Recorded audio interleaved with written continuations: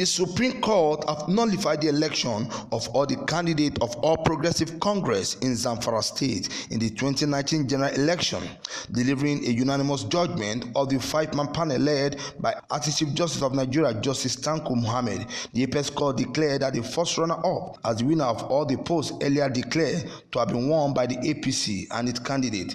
Justice Paul Galinje, who read the lead judgment, upheld the decision of the Sokoto Division of the Court of Appeal to effect that the APC did not conduct any valid primary election and so he had no candidate for any election in the state. He described the vote poll by the APC candidate in the election as wasted, adding that the party had the candidate with the second highest vote and the spread in the various elections were the valid winner. The judgment centered on the governorship, State House of Assembly and National Assembly election conducted in Zamfara State on February 23rd and March 11, 2019. The APC candidate, including the outgoing governor of Zamfara State, Abdulaziz Yari, who was elected to the Senate, had won most of the offices contested in the 2019 general election, with the People Democratic Party candidate placing first runner-up in the polls.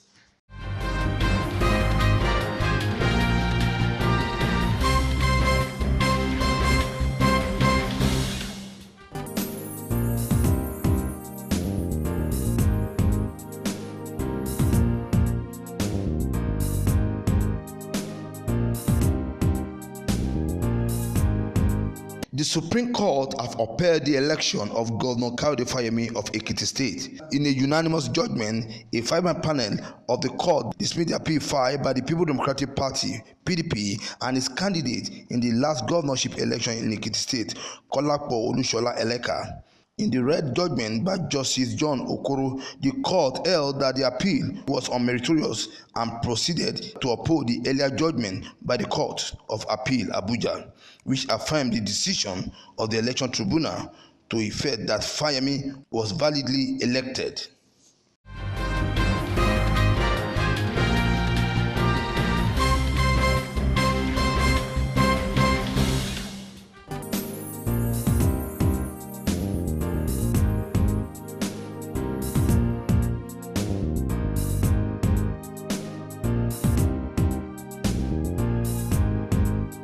The acting Inspector General of Police Adamu Mohammed has been confirmed by the Police Council as the 20th Indigenous Inspector General of Police. His confirmation was announced at the Police Council meeting Thursday, which was presided over by President Muhammadu Buhari. Mr. Adamu was appointed in acting capacity on January 15, 2019, succeeding the former IGP Ibrahim Idris, who retired from the force at the age of 60. Adamu's appointment in January brought to an end the controversy surrounding the retirement of Mr. Idris, as there were speculations that President Muhammadu Buhari might extend his tenure. The new IGP hails from Lafia, Nasarawa State, and holds a bachelor's degree in geography.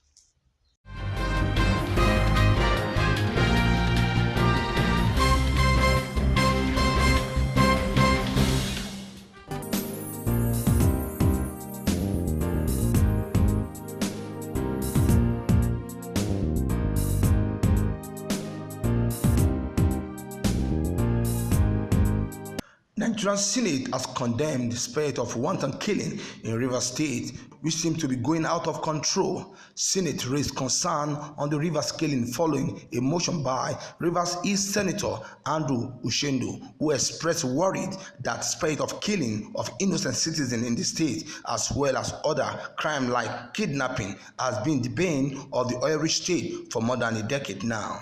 Senator Ushendo, during the plenary, had informed the Senate that unknown gunmen at about 9 p.m. on Saturday, 19 May, invaded Iswodu community in Unuahal local government area of the state and killed 3 young men aged between 23 and 30 and burnt their corpses afterward. The lawmaker said the situation is increasingly assuming frightening dimension, adding that it has now spread all over the state. Informed that about 9 p.m. on Sunday, the 19th May 2019, unknown gunmen invaded a serene village called Isod community in Emoha local government area, that is my own local government area, and killed 3 young men that were just sitting outside, aged between 23 and 30, and unashamedly burnt the corpses. Senate is worried that these killings spread across the length and breadth of the state. Responsibility of any responsive government is the provision of security of life and property of its citizens. The Senate is informed that in Rivers State life has become more brutish and worthless, since anybody can be killed, kidnapped, or abducted anytime, anywhere, any day. The Senate is alarmed that no meaningful strategy has been put in place to check this unbridled development in the polity. Regrets to know that traditional rulers and community heads, who are neither in control of the police, the army, nor the resources are being held responsible to check kidnapping and killings in their various communities. Even all the efforts that the army made to ensure a reduction in this may not be yielding much result because of lack of cooperation. The government is busy condemning the army every day, even when they are helping to reduce the carnage. Therefore, the Senate resolves to urge the Rivers State government to immediately liaise with the security agencies in Rivers State to stop the incessant killings and kidnappings of innocent citizens in Rivers State. Urge the federal and the Rivers State government to develop workable strategies that will stop the rising cases of killings in the state. In their contribution on the motion, some senators called for collective responsibility in addressing the issue of insecurity in the state, while others urged state governors to avoid shying away from their responsibility of protecting the life of the citizens they saw to govern. You see, sir, the argument has always been a group of people coming together to claim to be fighting on behalf of some people. That has always been the argument. And the second argument has always been that Nigeria is a poor country, and therefore, because of unemployment, people get to criminality. With due respect, I beg to disagree. And I keep on saying that I have 1,001 reasons to give to show that ours is a system that is not ready to respect the laws of the land. Ours is a system where those charged with the responsibility to enforce the laws of the land have all of a sudden vindicated their responsibilities. And I give example of some countries that are around us, which I know are poor. Let me state today that even in the United States of America, there are people, citizens of America, that cannot eat 3 square meals, as we stand today. There are homeless people in London. We have them. So a collective responsibility that leaders will know that they have a responsibility to ensure that the laws of the land are obeyed, enforced, is what is lacking in this country. It's a sad story for Rivers.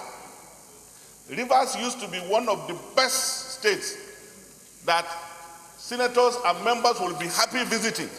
So I think that apart from the measures being sought on this motion paper, the governor of the state in question, Rivers, should be told in clear terms, you should rid Rivers State of this type of violent crimes. The governor can do that. If they take it serious, it can continue. People are ready to kill anybody today, but if they know that when they kill and they are apprehended, they will think twice. They should use their security votes to provide security to citizens in their state. Otherwise, if you cannot walk, I tell Senator Chendo that Rivers State will be blacklisted. If you cannot do anything about the cultists, on the 23rd of February, remember, a gentleman was killed when he was preparing to go and cast his vote in the same Rivers State. We read about it, and they carried the victim, went somewhere and mutilated his body, cut it to pieces.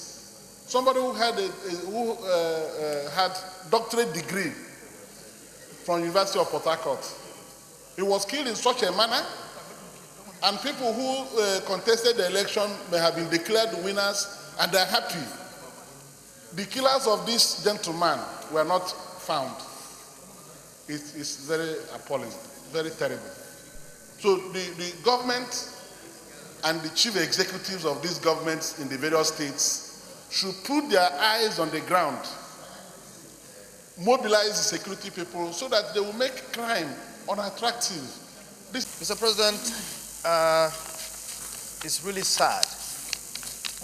Sad in the sense that we all know that in 1999, through 2000, the River State used to be very, very peaceful. Very, very peaceful. A lovely state. But from 2000 upwards, there was this struggle for power. Struggle for power that created a kind of situation where the political players began to arm boys, young men, with dangerous weapons. And they formed themselves into cultist groups. This is a well-known fact all over the country. We know that. And that created an ugly situation for insecurity in rivers. In fact, we from other parts of the country were so concerned. But the government of the day at that time did not see the danger in what was happening. So the government was not able to nip that ugly scenario, ugly development in the bud. Then later came in kidnapping and so on and so forth. And I would say the nucleus of what we are having around the country began there. In his remarks, Senate President Bukola Saraki harped on the strong collaborative effort between the state and the federal government in addressing the mounting security challenges. I urge the federal government and River State government to develop workable strategies that will stop the rising killings in the state. Those in favor say aye. Those against say nay. The Senate has also urged the federal and River State government to develop workable strategy that will stop the rising cases of killing.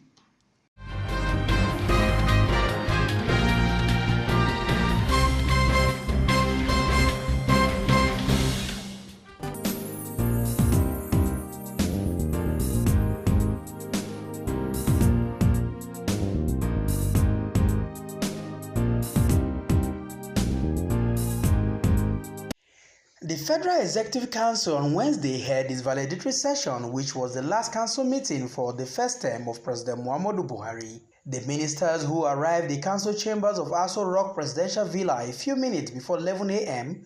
were all looking excited to have been part of the government. With the arrival of President Muhammadu Buhari into the council chambers, the council quickly entered a closed-door session for about 1.5 hours. When journalists were eventually allowed in, ministers took their turns to share their experiences for the last 3.5 years. I sincerely thank him for the opportunity he has given me to serve as the Minister of the Federal Republic of Nigeria in the past 3.5 years. It is a great privilege for anyone to serve his or her country, especially at this level. I would like to thank Mr. President for finding me worthy of this appointment. As a journalist who was very critical of government and perhaps as a nobody, I would like to thank the President for giving me freedom. Since I became minister and until this day, the President has never asked me to give anybody a contract, and he has never asked me or directed me to employ anyone. For the privilege of serving our country as a minister and member of the Federal Executive Council, but most importantly, serving in the cabinet led by a person with an unblemished character and charisma. Sir, you have inspired me and will continue to inspire me. Well, I thank you for having allowed me great latitude and freedom to operate without any interference whatsoever. That is something that for most people is not possible, because you allow people to reach to the best of their abilities, and of course you also allow them to make mistakes and also correct themselves. For me, it has been a very humbling experience. Managing the nation's relationship also with multilateral institutions was part of the assignments that I did, and I also gained very valuable experience from doing that. Supervising 12 key agencies of government was a very, very interesting task. Your Excellency, as a team, we have done well in stabilizing the economy, in setting the nation on a path of growth that is not only diversified, but inclusive. Mr. President, I want to point out that having been a chief executive of a state and a senator, and you appointed me minister, I came here, but I discovered that this is a new school, a new university. And I thank God, because in a life of any person, you keep on learning till the last day of your life. And I will not say that I have not learned much from my colleagues here, and from you in particular. I came to him at the early stages. After speaking with him, I'll find the response in one word or two words, and I'll leave more confused, until I got to understand that I needed to begin to act the way I was convinced about. Then I took greater responsibility and started doing same. Involved in politics prior to my appointment, and like many people have attested here, I didn't know Mr. President directly. But he gave me the twin portfolio of first being the Group Managing Director of NMPC, and then thereafter holding both that portfolio together with Minister of State Petroleum, and put on me the responsibility to try and cleanse that industry so that it could be useful to Nigerians. I've had a unique, probably singular privilege of working with Mr. President directly, because he was Minister of Petroleum. So different from being my president, he was my direct boss. Let me say that I have been in politics consistently for the past 40 years. I can say that every political regime over the last 40 years, I have had the opportunity of participating at one stage or the other. But I'd like to say that this particular appointment is the high point of my political career, for which I am eternally grateful to Mr. President. Your Excellency, Mr. President, this unique opportunity has indeed exposed me to the uniqueness and inevitability of ICT for speedy national growth and development. However, Minister of Education Adamu was among the few that used the medium to appeal to the President to increase budgetary allocation in subsequent years in line with global best practices. And sir, even though I'm doing a valedictory speech here, I would just have to say the two of you, sir, the greatest burden on your shoulder is to ensure that this alliance that produced you prevails and is maintained. And so it will not prevail until something is done. Because immediately after you, what will happen to Nigeria if you are not succeeded by your own type of integrity is that we are going back to something that is worse than what you succeeded. So this is very, very important, and I hope it will occupy your mind, the mind of the next cabinet, and perhaps the party. It's less than 1 trillion. Believe me, sir, the whole world is going knowledge economy, development of the human capital, ICT, science, technology, innovation. Nigeria is just far behind, even in Africa. And as I kept saying, what we needed was 1.4 trillion, but what we get is less than 0.5 trillion. I just hope, sir, you will save education. When it was time for the President to speak, he gave reasons why he did not reshuffle or replace cabinet members, and also gave them the go-ahead to work till midnight of 28th of May 2019, noting that they are all unique to the development of the country. You will recall that when we started this journey, our country was facing numerous challenges.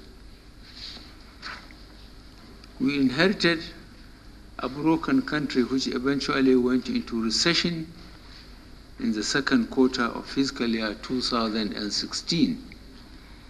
The situation was further compounded by insecurity and massive corruption. Many would have given up. Indeed, many outside commentators said our situation was well nigh hopeless. However, we all came together and pushed forward to deliver our campaign promise to rescue our country for its father's state. Although we all had a common vision, we frequently had heated debates in this room on the best way to achieve our goals. These differing views are what made the decisions we took all the more rational. It is this quality that made me retain my cabinet for the full term. Each of you in this room has a unique skill and strength. We are a reflection of the Nigeria we aspire to achieve. A diverse but tolerant nation where no one is silenced and where every opinion should be heard and considered. Although today is our last council meeting, I expect all of you to continue working until Tuesday, the 28th May 2019, when you will officially hand over your schedules to your respective permanent secretaries. Your handing over letters should be submitted to the office of the Secretary to the Government of the Federation. The president thanked his ministers for their efforts so far and wished them well in their future endeavors. High point was a group photograph with the president and other cabinet members. From Abuja, I am Festus Ejirogene Fife for Ben Television.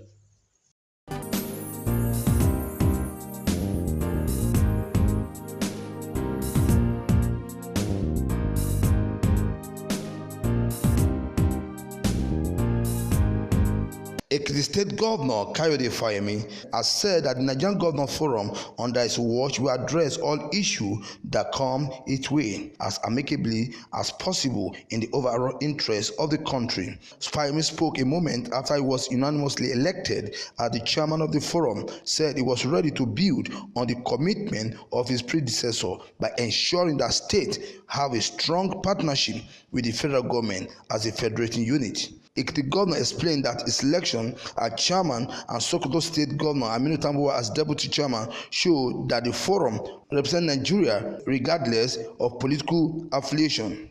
He pledged to ensure that the states are strengthened to make them more dedicated to the citizen, adding that this will become beneficial to part of the country.